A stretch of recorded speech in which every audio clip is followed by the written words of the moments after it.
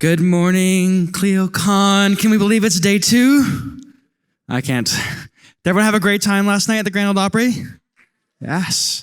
It's kind of, it feels weird getting on stage after Neil Katyal as well. I think that's like not fun to follow along, but I promise you we're gonna make the most out of this session. My name is Alex Shapillo. I'm Clio's VP of Growth Marketing. And before we get going, one thing I wanted to just talk about was marketing as a concept, because myself, like many other marketers that I know, didn't actually have any marketing training or education. And I know, seeing this room here, very, very few of you as legal professionals had any formal marketing training. And I think that is perfectly okay, because when we talk about marketing, we can get into very deep technical concepts and jargons and acronyms and CROs and SEOs and SEMs and all these things that can get us down this rabbit hole that has lots of potential, but that is not the core of marketing. I think the core of marketing is really understanding what problems are you solving for customers? Who are your customers? How do you communicate to them effectively? How do you position yourself in the right way? How do you show up in the places they're looking? They're really basic concepts that don't require an undergraduate degree or massive skills or trainings. And that's why I was so excited for this workshop that's going to be hosted by the team at Nomos Marketing, because seeing the work that they put together and that they're going to walk us through over the next 90 minutes or so is answering those fundamental questions.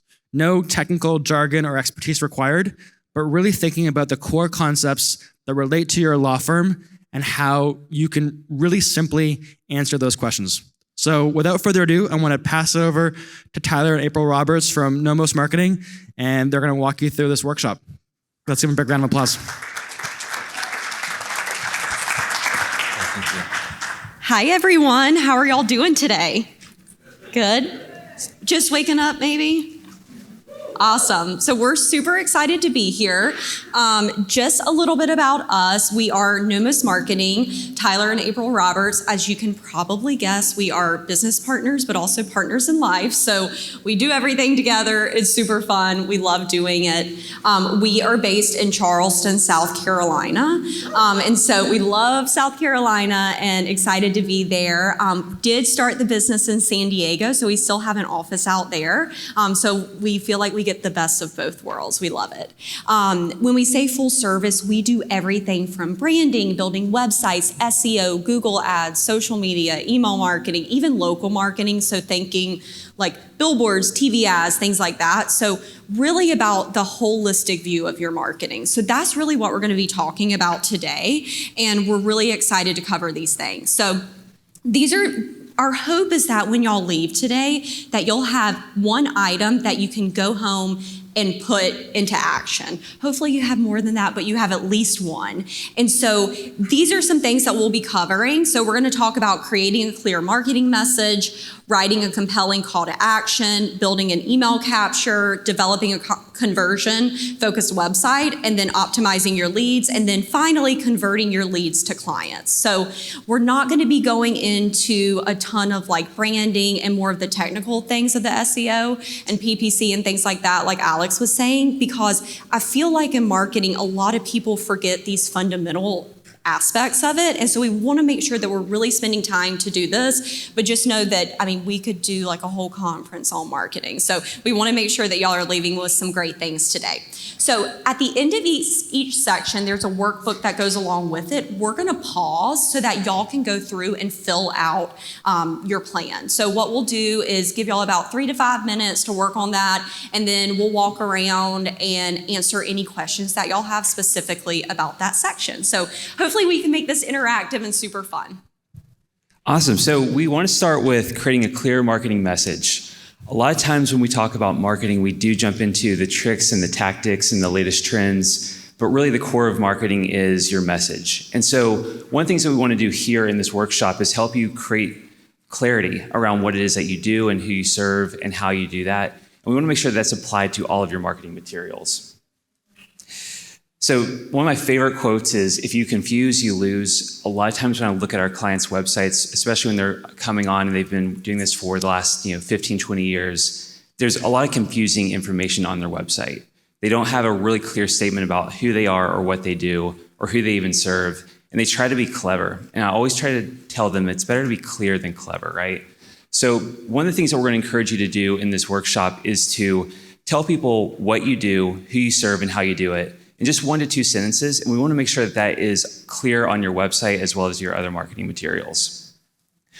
We are going to make this super, super simple for you. So the first thing that we want to do is determine your target audience, and we want to get into the psychology of your audience. There are 3 questions that I love asking. It's, as someone who has blank, I want to blank so that I can blank. What does that mean? What does that look like? We have an example here. If you're a personal injury attorney, it could be as simple as someone who has been injured in an accident. I want to find a personal injury lawyer so that I can pay my medical bills. So apply that to your own practice where, let's say that you are an estate planning attorney. As someone who has aging parents, I want to find an estate planning attorney that can help them transition to the next phase of their life. And this may seem really basic, but I don't know too many clients that come to us that actually have this written down on a piece of paper. I think just writing this down provides all that clarity. And so we'll encourage you to think through that. If you do have other practice areas, do this for each practice area. And that way, each practice area page, it's very clear who you're talking to. Great. So diving into the psychology of a client, you really want to ask yourselves, what are the problems that your target audience is facing? We always like to say you want to tap into the negative side, but also the positive side. So maybe something negative could be, your client is fearful of going to jail. Or it could be something positive. I think about our own experience. We adopted our son last year, and obviously we used an adoption attorney to help us with that. And so that was an exciting part of our lives. And we were nervous, we had all these emotions, but I loved how our attorney really tapped into our emotions as we were working with him. So very grateful for that. So thinking about what they are hoping to accomplish in working with you. So definitely diving into that a little bit is super important. And then ask yourself, list 3 problems that you can solve for your clients. Some examples could be like coordinating ongoing medical care, stopping debt collection efforts, or organizing medical records. And just to give you an example, my cousin actually was in a horrible accident last year, broke his back, had to be airlifted. And he was worried about the bills. He was unemployed at the time, wasn't sure how he's going to pay his medical bills, wasn't sure how he's going to receive treatment, actually refused to get on the chopper because he didn't want to have to pay for it. And come to find out, one of our clients actually helped him figure out how to do all of this stuff. So it may be something that you take for granted because you do it on a daily basis, but by listing this out and making sure that you are explaining this to people in your marketing materials really goes a long way in helping them understand what the process is like. And also listing 3 things that a client can expect from working with your law firm. So we always say that don't assume that a potential client knows how your business works internally. I think people are super nervous sometimes when they come to an attorney and they have no idea what to expect. So, thinking about it, is this written out anywhere? Is this part of your process? Are you going to explain to them the steps that they're going to go through as they're working with you? Maybe it's that they'll be able to directly speak with an attorney. They'll receive frequent updates. Or maybe it's that you have an option where they can text or call and receive responses within 24 hours. I hope that's something that you'll have. So definitely making sure that you list those things out where clients can really understand what they're getting. And the next few slides are my absolute favorite, just from a marketing standpoint. So defining what success looks like for your client is so important for helping them understand what it is that they're going to achieve by hiring you. A lot of times the pain that they're feeling is so extreme or so acute that they're willing to pick up the phone and call you. But there are practice areas where there's a paid consultation. There's a little bit of friction involved in hiring the attorney. It's a big undertaking, time, commitment, that sort of thing. So try to figure out what it is that they want to achieve by hiring you and paint that picture for them in your marketing.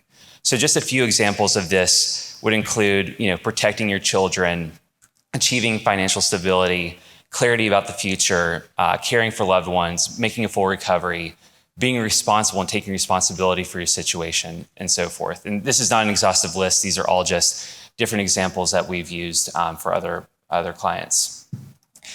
Similarly, you want to define what failure looks like for your clients, right? So what happens if they don't pick up the phone and call you? What happens if they try to do this themselves? What happens if they use another law firm down the street? That's really a powerful question to ask, when you're trying to figure out what separates you from other law firms, as well as encouraging people to fill out that form or make that phone call.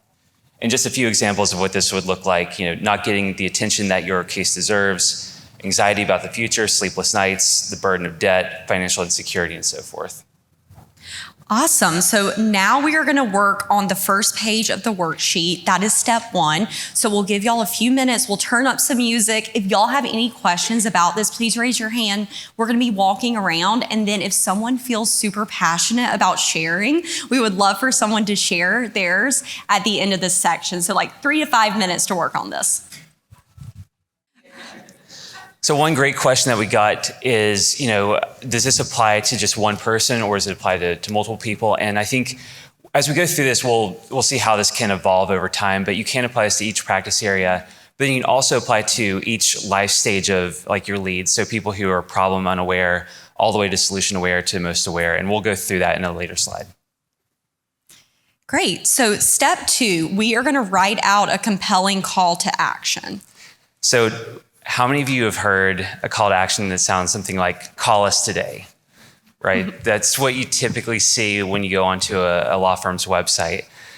So we want to workshop calls to action just a little bit here. And there's 2 types of calls to action that we're going to talk about. One's a direct call to action and one's a transitional call to action. So we're going to go over direct call to action first. This is your direct ask. You want people to fill out a form or call you. You want people to reach out and hire you, right? So this is the most powerful ask that you're going to have. And there's some ways to couch your call to action that's going to make it a little bit more powerful. We can direct people to fill out a form or make a phone call, but there are some ways in which we can encourage them to do that and make it feel like this is the right opportunity and the right time to do so. We just want to keep it really simple. We want to tell people exactly what you want them to do, and you want to make it connect to a successful outcome. A lot of times we overcomplicate this and we don't provide enough information, right? So rather than just saying contact us today, how do you want them to contact you? Do you want them to fill out that form or make a phone call? And we'll go into this in a little bit more detail. So a couple ways that you can make this a little bit more powerful is you can outline what success is going to look like. So in the previous slide, we talked about this. One of our favorite things to say is sell the vacation, not the flight. So if you are going to buy a ticket to Hawaii, that's going to be a long flight. You're going to wake up early. It's going to be painful. You're not buying the flight. You're buying the vacation. You're buying the destination. And so make sure as you are writing your web page or your web copy leading up to that call to action, you're talking about what that outcome is going to look like. And then, of course, showing people what failure will look like as well. So what happens if they don't hire you? What would they face if they try to do it on their own? Or what happens if they hire someone else? Great. So we've all seen some bad call to action examples. We already talked about contact us. Does anyone have any other examples that they've seen that they're like, I don't think this is maybe a good call to action? You can just yell it out. Submit. Yeah. My favorite is when they have that, but then there's nowhere to submit. So then you're like looking on the website trying to find it, or like there's no click to call or something like that. So exactly, those are all bad examples of CTAs. So what about some good calls to action? Has anyone seen a really good call to action that caught their eye? I can give a couple of examples here. Oh, do we have one? Yeah. For additional information and office locations, click here. To submit your application, click here. To view all of our queries, click here. Exactly. Yes. It sounds really simple, right? It sounds really easy, but I would say 80% of law firm websites that we see and audit, it's not explicitly stated what you want them to do. It'll say something like, let's chat. It's like, well, what does that mean? The one that we see in Charleston quite a bit is like, let's have a conversation. Well, what kind of conversation are we going to have? That sounds exhausting. I don't know if I want to have a conversation. Like, I just want this taken care of. Cool. So we are going to workshop our calls to action. So just going through our action items here, we want to list out what we want people to do. We want to tell them how they are going to do this, what they should expect, what are the benefits of following the CTA, and how will following the CTA help them accomplish their goals. So just to go a little bit more in depth here with what should people expect, we want to outline who it is that they're going to talk to, what that conversation is going to look like, and what the steps are going to be after that conversation happens. We want to talk about the benefits. So, are you going to get clarity from this? Is this going to be something that's going to move you in the right direction? Are you going to have the information you need to take the next step? And then finally, how will this help them accomplish their goals? So tie this into a case result or testimonial, or paint that picture of success for your client. Awesome. So we're going to give y'all 3 to 5 minutes to fill out step 2. And same as before, raise your hand if you have any questions that we can help with, and we'll be walking around. All right, we had a lot of good questions, and I hope that you guys have gotten pretty clear on what your call to action is going to be. Do we have any volunteers that want to read out their call to action? All right, great. Just state your name and your practice area. Hi, my name is Jim. I do business litigation, but also business formation and planning and operational issues. Pennsylvania. What state are you? Cali. Okay. My call to action is call for your complimentary 15-minute virtual consultation to learn how we partner with your business. Love it. So what I love about that example is just how clear it is. We know exactly what to expect. And I think one of the questions I heard a lot about was like, what will happen when they call and like what the purpose of that is. Really what we want to do is just set the expectations so there's no surprises. We're demystifying the process. This might be the first time someone's ever contacting an attorney, and they may think that they have to pay for it. They may just not know what to expect. And I think if we can just simplify it for them and give them all the information, then that makes it a little bit easier for them to do that. And if they do have to pay, let them know that. And if you want them to fill out their contact us information along with their payment details, tell them exactly what they need to do so there's no confusion. Awesome. Let's see.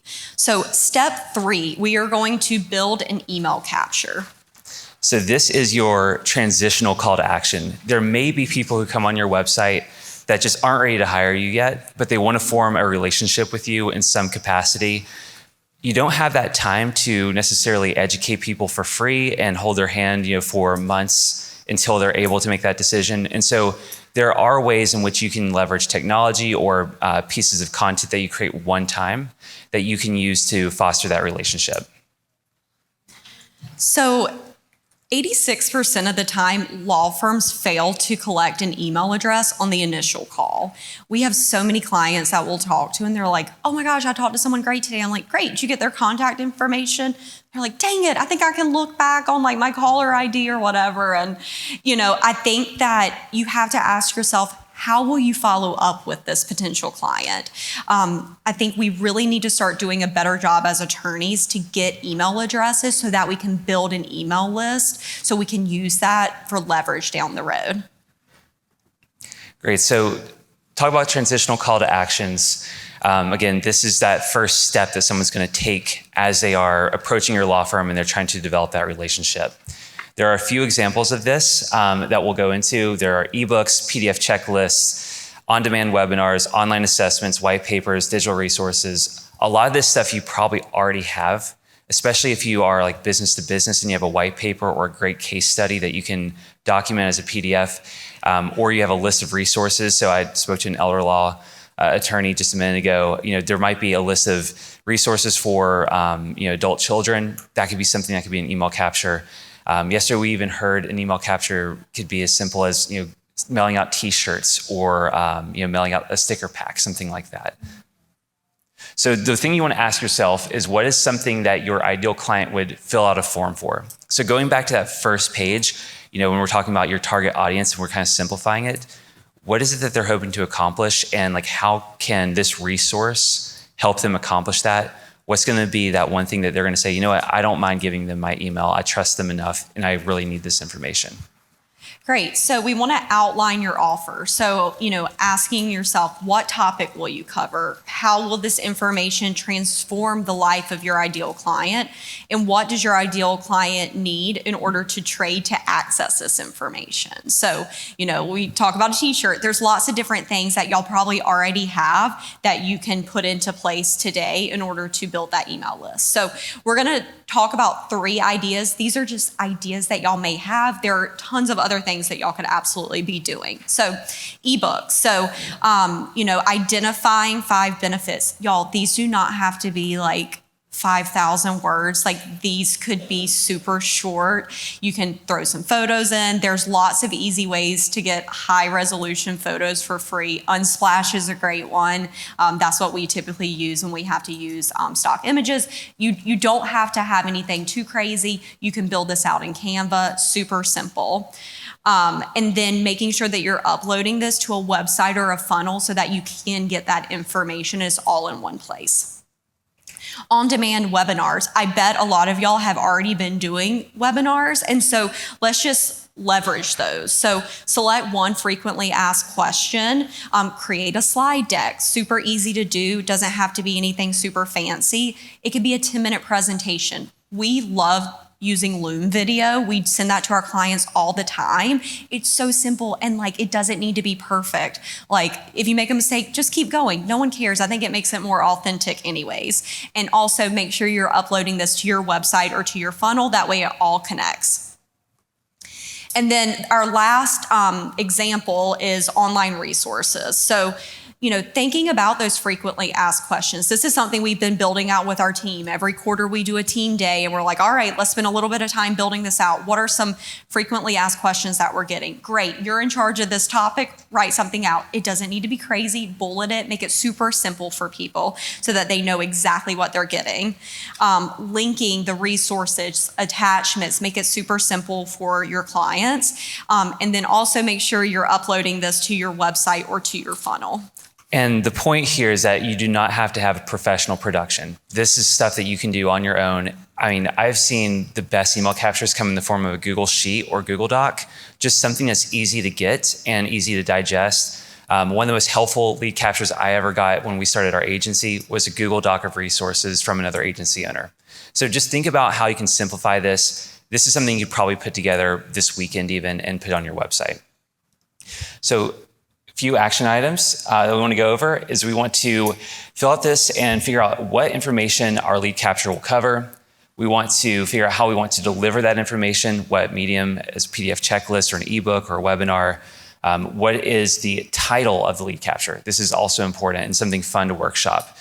What do people need to do in order to access the lead capture? Do you want their name, their email, and their phone number, or is a phone number sufficient because you're going to do SMS text messaging with them, or do you just need the email? What is it that you want in exchange for that lead capture? And then finally, what do people get in return? So this, again, going back to your call to action, how is this going to help them get closer to their goal? What is it that they're going to learn? And how are they going to benefit from downloading this information?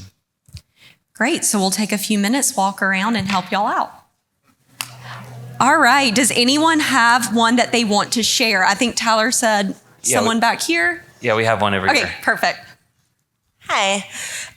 So I'm Stephanie. I have an expungement practice out of Washington State, which lends itself really well to a checklist type of thing. And so I was talking about my quiz that I have right now, which is an eligibility quiz. And I'm not capturing that much from it. I get to the end and it's like, if you want me to contact you, you can put your phone number or your email address or whatever. But I just had a conversation about kind of optimizing that and asking for email addresses. You can. We failed to mention that a quiz can actually be a great funnel. So if you have an eligibility quiz or an assessment that someone can take, just make sure that you're capturing their email or their name or their phone number prior to giving them the result, right? So it's one of those things where you can kind of build it up and say, here's what you can expect from this quiz if you want to learn a little bit more about your situation. And then you can ask for the email and the phone number. One thing that we failed to talk about is why are you collecting this information and how can you explain that to someone? So this isn't so that you can spam them, right? It's so that you can continue to serve them. And I think that there is a place to put that within the email capture itself, which is we want to be able to follow up and make sure you're okay and that you're taken care of. This is not so that we can email you 100 times throughout the next year and just bug the heck out of you. So just tie that back into service and what the purpose of that piece of content is for.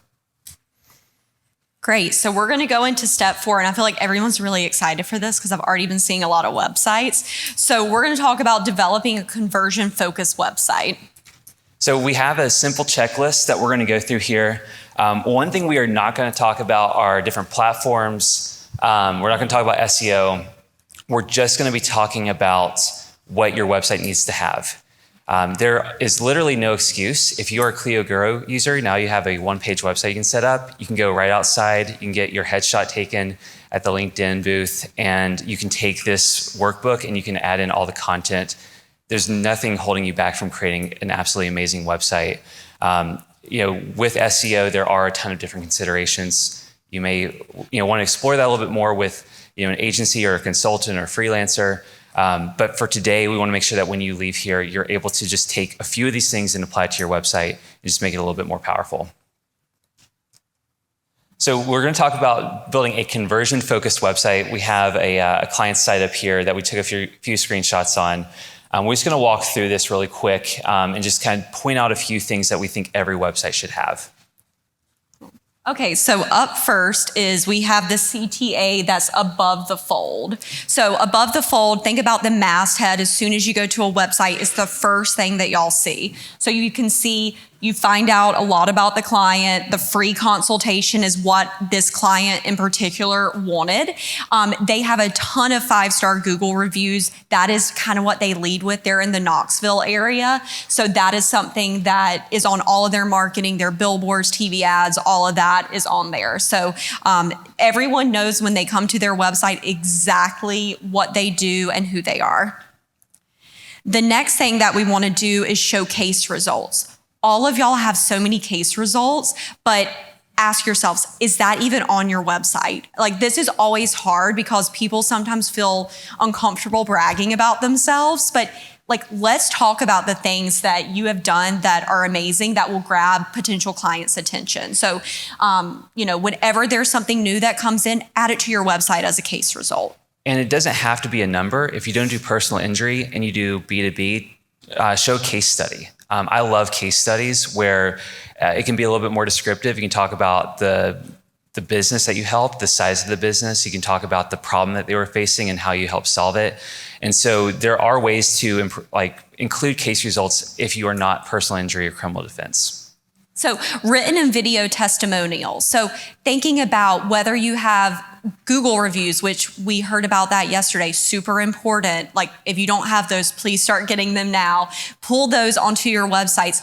If you have a video testimonial, even better, put that on your website. But anything that you have that shows that people have loved working with you, highlight that on your website, super important.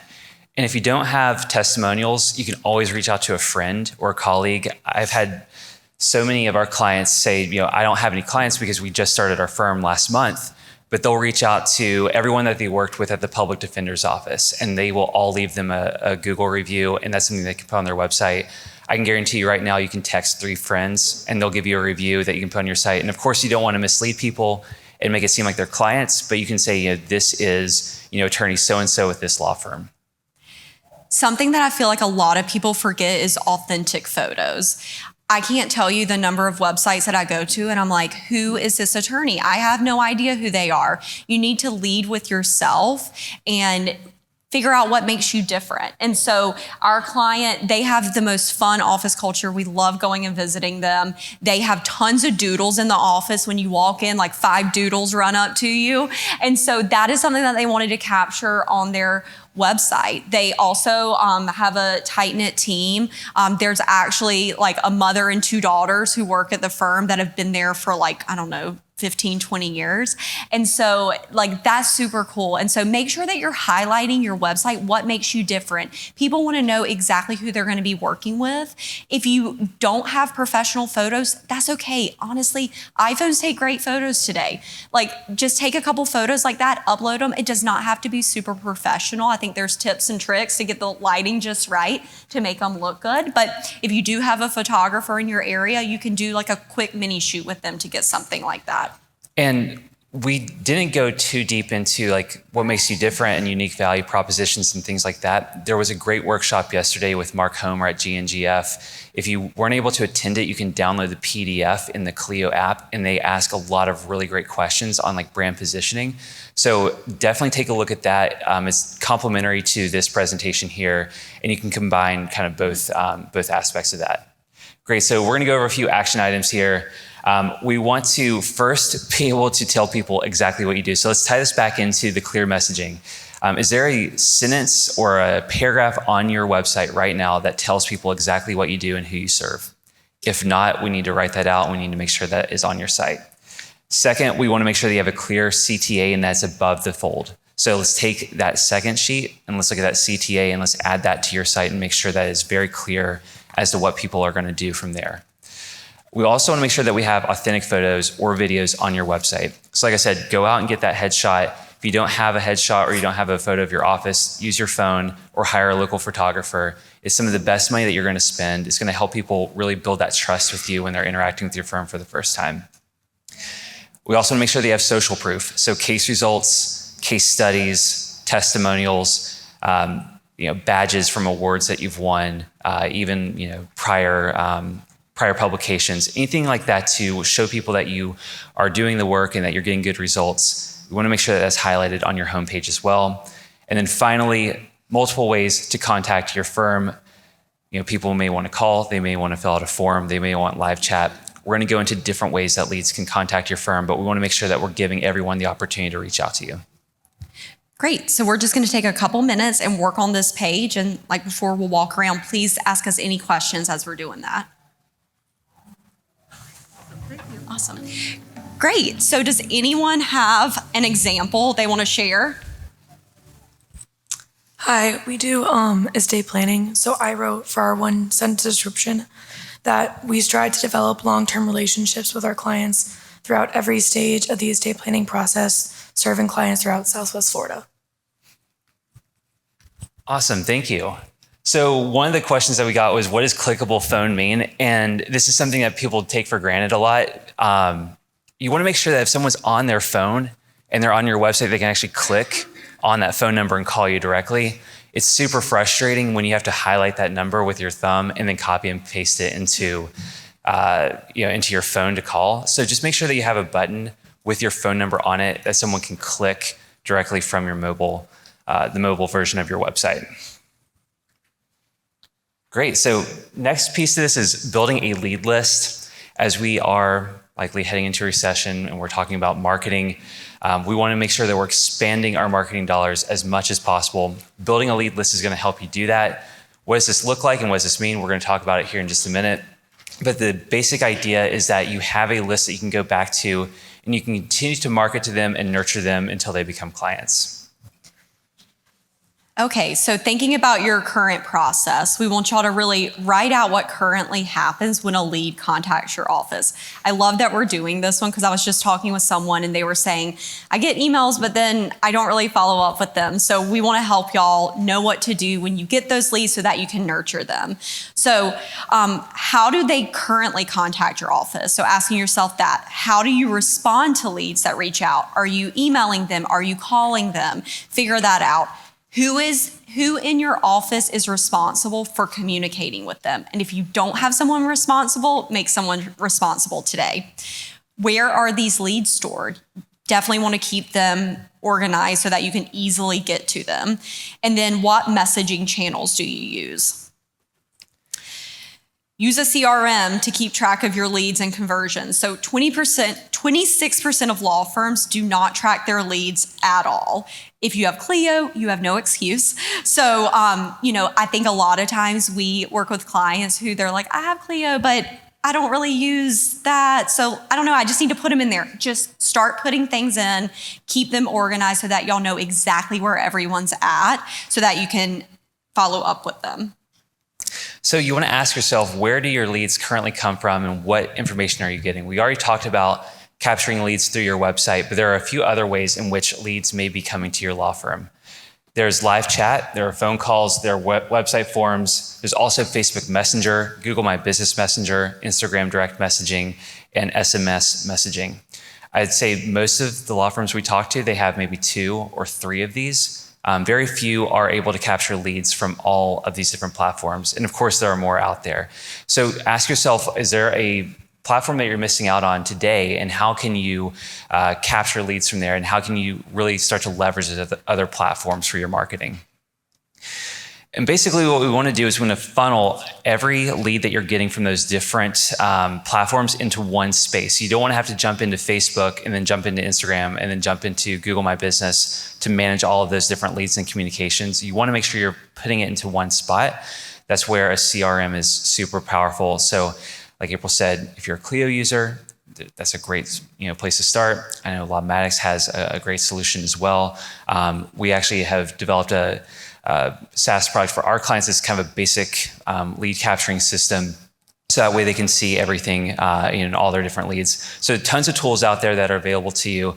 I would say at the very least, use an Excel sheet. I've had clients that have received 300 plus leads in the course of a year, and they all live in an Excel sheet. And even though it's a pain to go through and manually reach out to them, they still have them logged somewhere. And unfortunately, we were able to help them upload them to an actual CRM, and they were able to reach out to them. But there are ways to do this at a very low cost.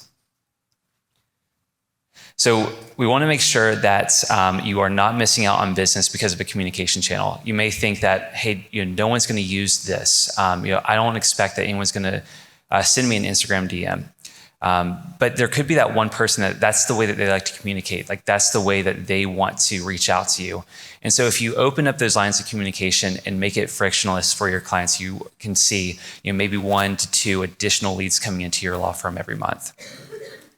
One stat that I wanted to put here is 75% of consumers prefer private messaging channels versus traditional channels. And really what that means is live chat.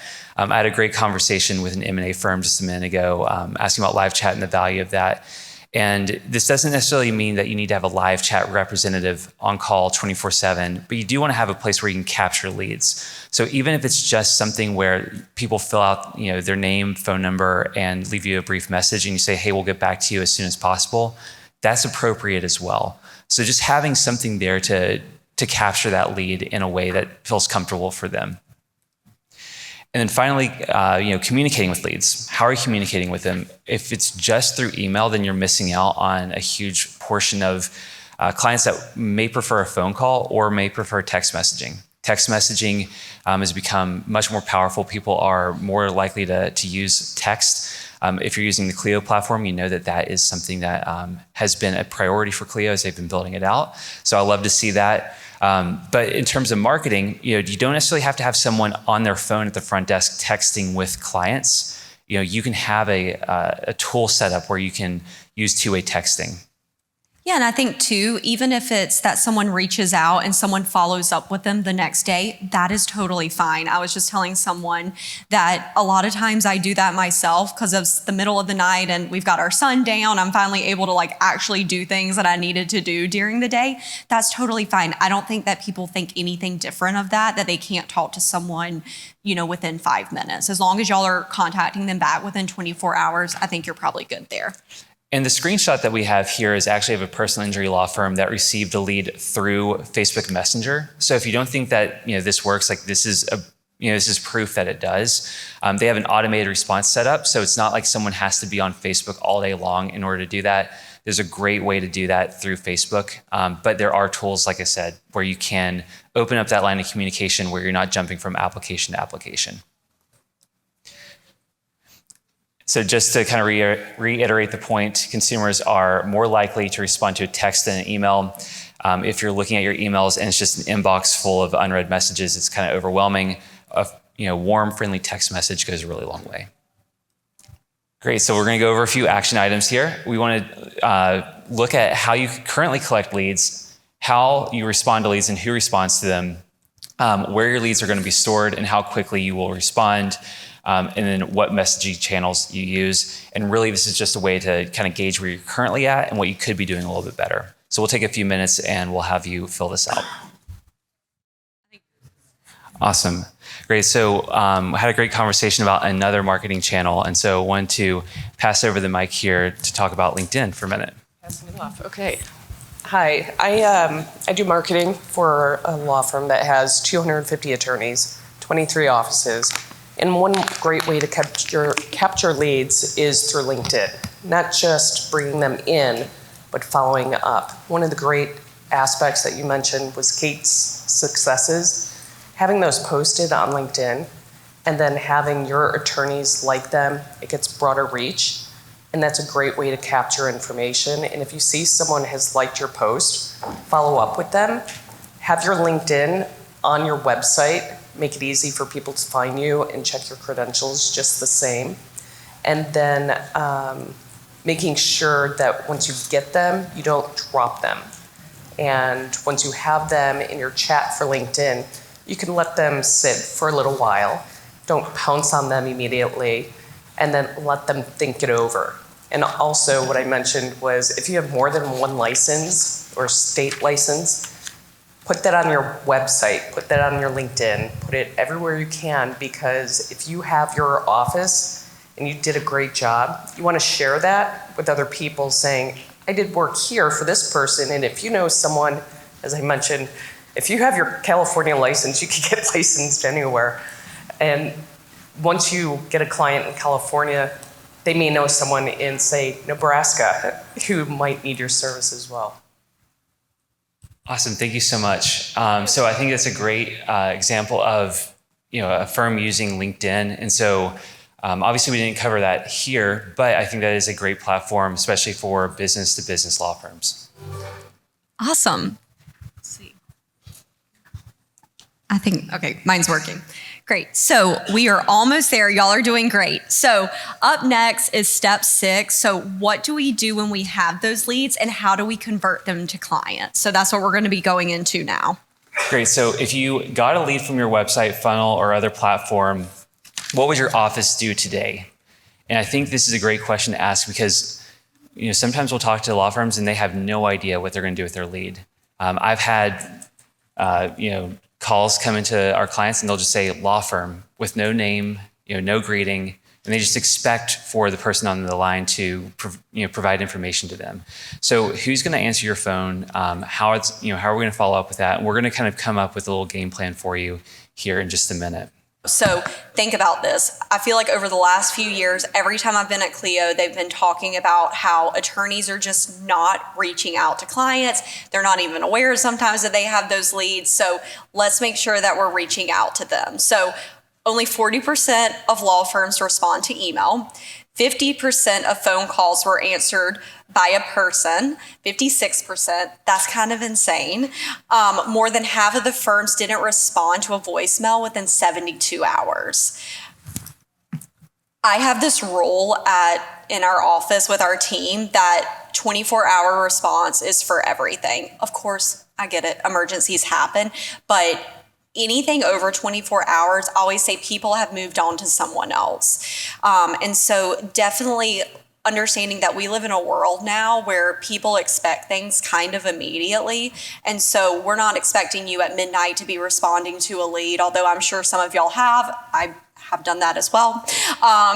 Probably don't do that forever. But definitely within 24 hours because people are contacting you because they have an issue and they won't help with that. So really being able to dive in and help them in a timely manner is super important. So these are 3 categories that we want to talk about. So people, process, and technology. Something that we see very often is that people forget to focus in on the people aspect, the process aspect, and go straight to the technology. They think technology is going to fix all of their marketing problems. But if you haven't focused in on the people and the process, it's not going to work because then you have all these leads and then Who's going to answer the phone? Who are they going to talk to? How will they get it done? So make sure that you have the people in the process in place as you're getting the technology put into place, because technology can't fix everything. So auditing your current process. So write out what happens when a lead contacts your office. Who responds to that lead? How quickly do you respond to them? Figure out what is the average time. I think this is very important to figure out. If it's 48 to 72 hours, that's something y'all can work on. If it's a week, definitely work on that too.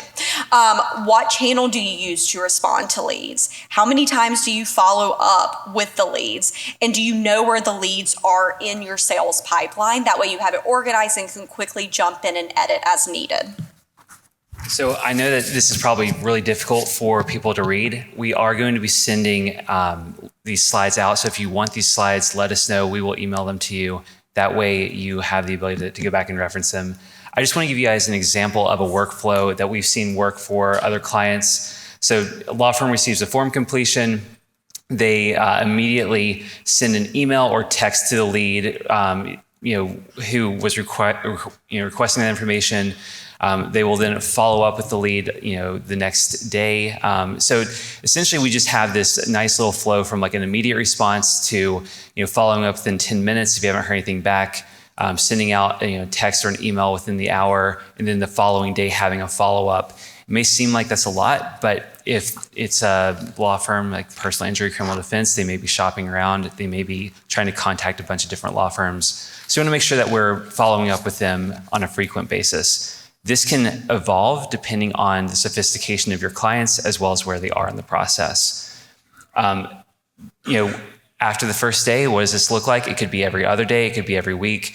Really whatever is necessary and appropriate in order to get people from contacting you to signing up for like an intake session or something like that. And you can test this out. This is not something that you set one time and just forget about.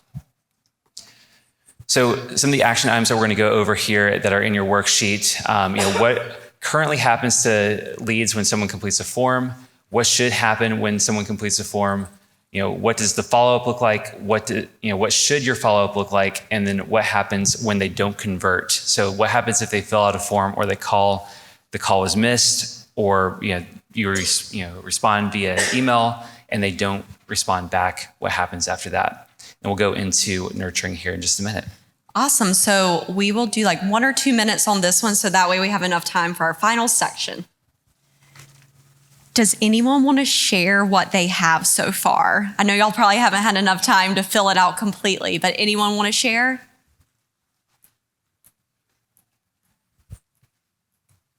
Hi.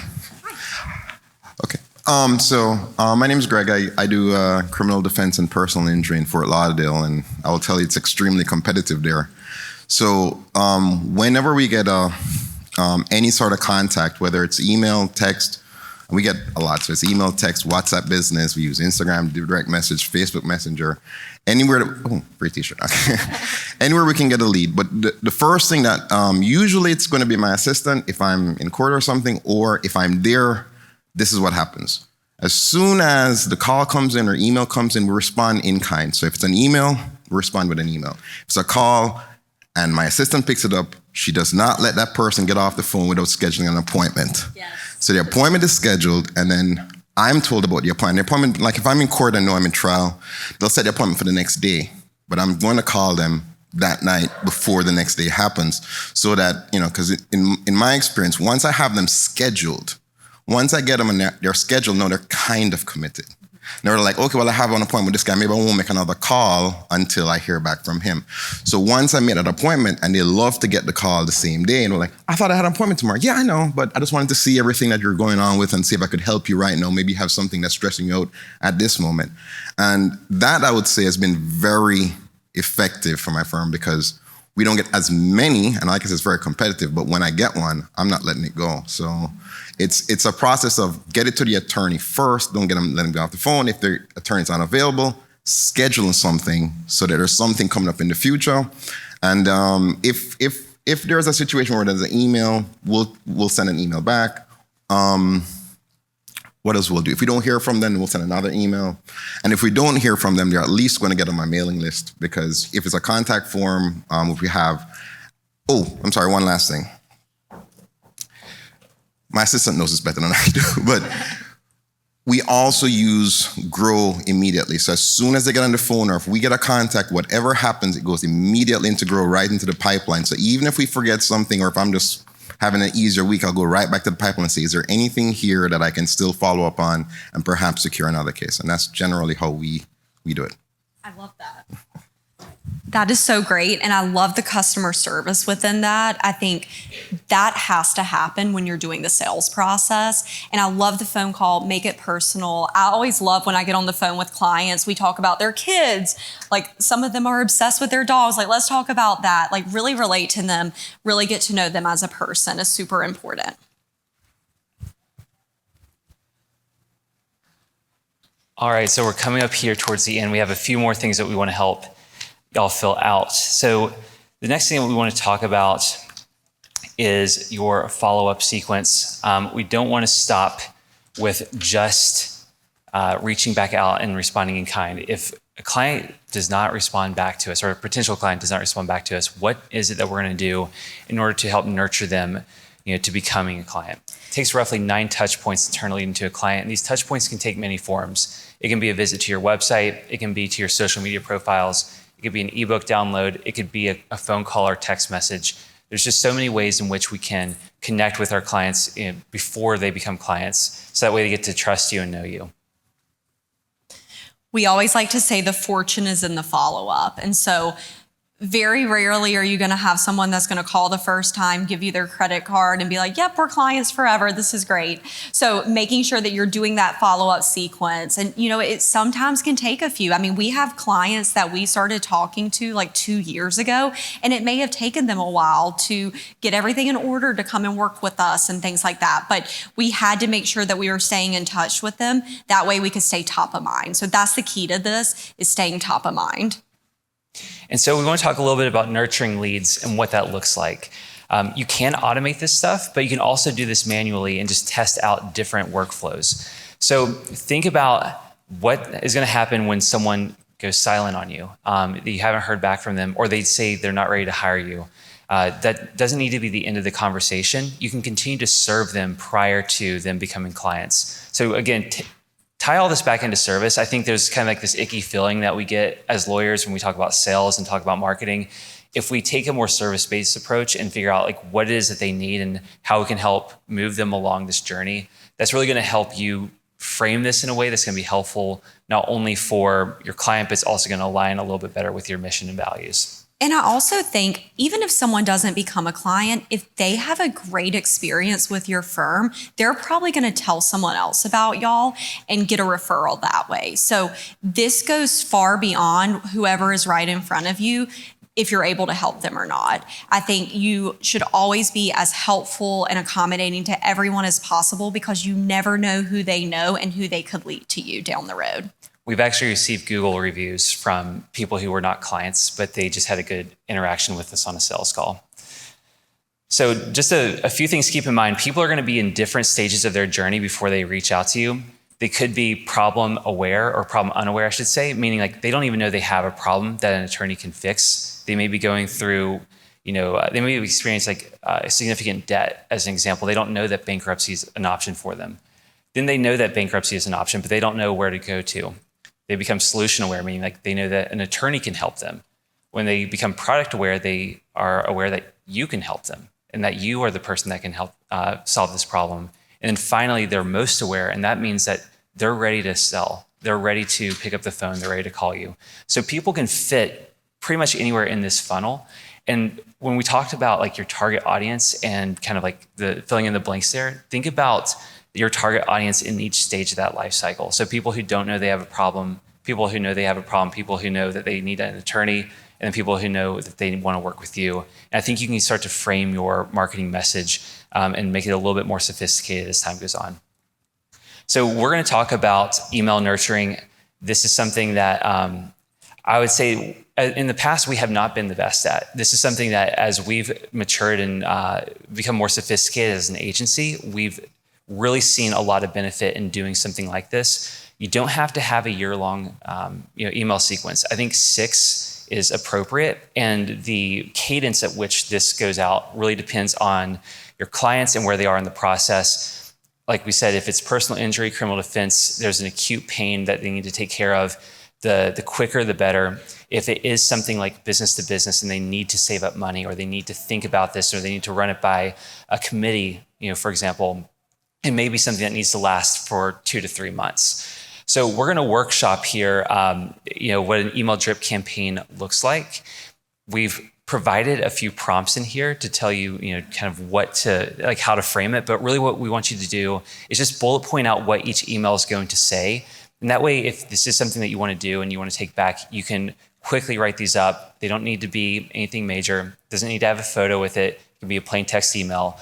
But just a way to be in touch with your clients. And we've actually found that the plain text emails perform a lot better sometimes than the ones with photos and having it all built out pretty. So I think it's just a fun fact to know that it doesn't have to be perfect in order to get this sent. A good subject line with the client's name in it goes a really long way. Awesome. So we'll give you all a couple minutes and then we'll wrap up. So as you're filling this out, I want to just walk through the prompts that we have here. With the first email, we have our welcome email. This is just telling people about your law firm and who you are and what you do. This is really kind of the who, what, why, when, where kind of email. With the second one, we're going to talk about the solution. So think about the pain point that someone's experiencing. Think about the problem that they have, and then showcase the solution that you can provide to them. So again, just bullet point out what that would look like. The third one is a testimonial. So I love this. Bring in your best testimonial and say, this is what it looks like to work with our law firm. Someone else had the same problem and we were able to help them. Here's what they had to say about it. Next one is objections. So why would someone not hire you? Is it the cost? Is it the time? Is it that they just don't understand what's next? List out those objections, get into their psychology, and name the fears that they have. And that's going to be a great way to connect with them on a more empathetic level. Second to last, define what success looks like. So again, include a case result, include a case study, paint that picture of success, tell them what life will look like after representation.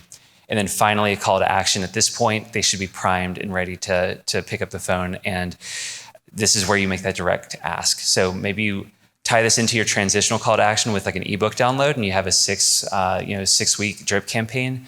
And at the end of that, you're going to have that direct ask. But we want to make sure that you are being clear in what you want them to do. All right, we have a few more minutes here. Who would like to share their email drip sequence and maybe just give us like the high level overview of what that would look like? Yeah.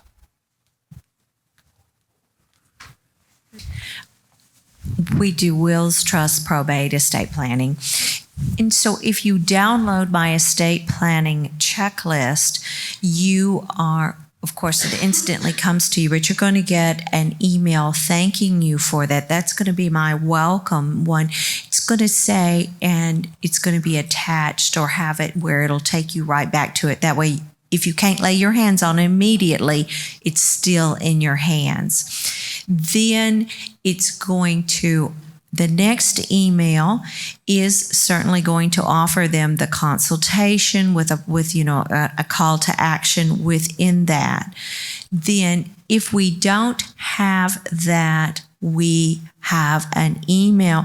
And some of this, once they've clicked on this, they get no more emails. It's all I pre-program it appropriately for the action within there. Then certainly the testimonials are next within that from people who downloaded it, what the benefits they found of taking advantage of that free consultation happens there. Then we come down to the next level of that, inviting them to a webinar, or if we are having an in-person seminar, and the benefits of attending that, and that kind of moves them in through the process there. Then they don't fall out of the program necessarily. We keep them and let them know we have a newsletter. We offer them, we always if we haven't gotten you in now, we have another piece of material that we are offering you again to keep you engaged within the estate planning realm. And we find that it is taking that second piece to get that appointment. It's like, oh, I need just a little bit more info. I love that. Awesome. Thank you so much for sharing. Thank you. Great. Well, I think we're here at the end. We do have one final page that you guys can fill out after the presentation, and that is a goal setting page. So this is a way that we structure our goals for our team internally. Every quarter, we set team goals, both individually and for departments. And so we would like for you guys to think about one or two things that you can take away from this. Maybe it's auditing your website, making sure that you have a conversion-focused website. It could be creating that email drip sequence. It could be creating that email capture. Just one or two things that you can take away from this and implement when you get home from Nashville. I think if you do any one of these, you're going to see a huge improvement in overall lead flow for your business. And so we do have a splash page put up here at nomosmarketing.com/Clio. If you want to learn a little bit more information about us and what we do, we did not have time to put an email capture for these slides. I was told that it'd be a good idea to share these slides with you guys because it's kind of hard to see them from the back. So if you want to, you can email us directly, and it's just tyler.roberts@nomosmarketing.com.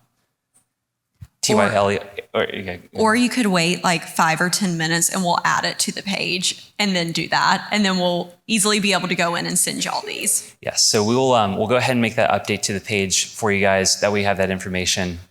But if you do have any questions or you want to dive into any of this one-on-one, we are offering like a 30-minute like one-on-one consultation. We can do it by Google Meet. We can dive into this a little bit more. So please feel free to use that button either immediately after this conference or a month or two down the road. Doesn't matter to us. We'd love to connect with you guys at some point. Awesome. Thank y'all so much. Thank you so much, Tyler and April. I've never seen such like a actionable, simple thought process around law firm marketing, and it was so awesome. I was like tearing up a little bit seeing all of you fill out your worksheets. I think you're doing all the right steps, and you're going to walk out of here not just with inspiration, but very concrete things that you can take back to your firms. I really encourage you to check out Tyler and April's Nomos Marketing, both for full service marketing services. But they've also are launching a new SaaS product to help law firms like your own be better at marketing and do these things. So let's give them a big round of applause again. Thank you so much. And it's 12 o'clock. You're all hungry, or maybe you want line dancing. That's happening in Delta Ballroom if you're up for line dancing. Otherwise, in the expo hall, you'll find lunch. You'll find our launch code competitions, another full day of activities, and hope you have a great rest of your ClioCon. Thank you.